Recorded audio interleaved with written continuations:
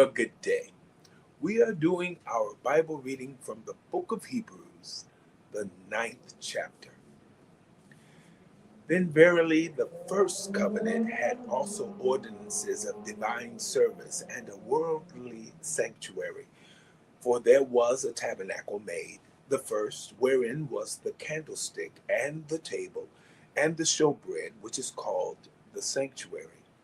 And after the second veil, the tabernacle, which is called the holiest of all, which had the golden censer and the ark of the covenant overlaid round about with gold, wherein was the golden pot that had manna, and Aaron's rod that budded, and the tables of the covenant.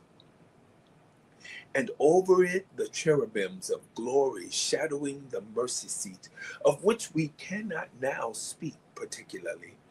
Now, when these things were thus ordained, the priest went always into the first tabernacle, accomplishing the service of God. But into the second went the high priest alone, once every year, not without blood, which he offered for himself and for the errors of the people.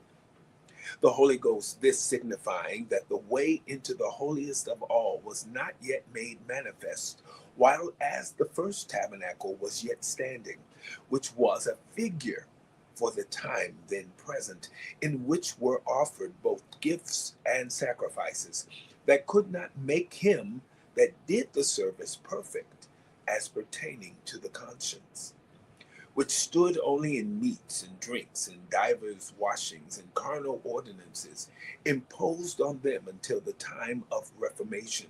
But Christ, being come and high priest of good things to come, by a greater and more perfect tabernacle, not made with hands, that is to say, not of this building, neither by the blood of goats and calves, but by his own blood, he entered in once into the holy place, having obtained eternal redemption for us.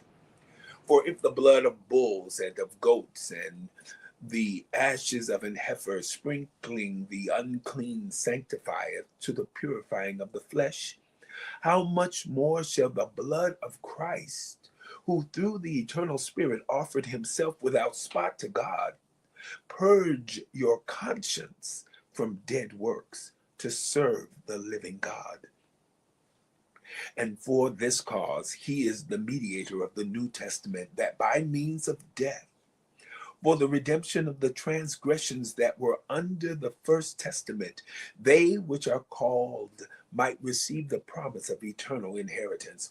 For where a testament is, there must also of necessity be the death of the testator. For a testament is of force after men are dead. Otherwise it is of no strength at all while the testator liveth.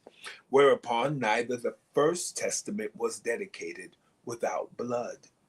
For when Moses had spoken every precept to all the people according to the law, he took the blood of calves and of goats with water and scarlet wool and hyssop, and sprinkled both the book and all the people, saying, This is the blood of the testament which God hath enjoined unto you.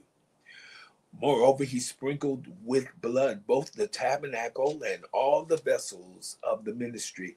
And almost all things are by the law purged with blood, and without shedding of blood is no remission.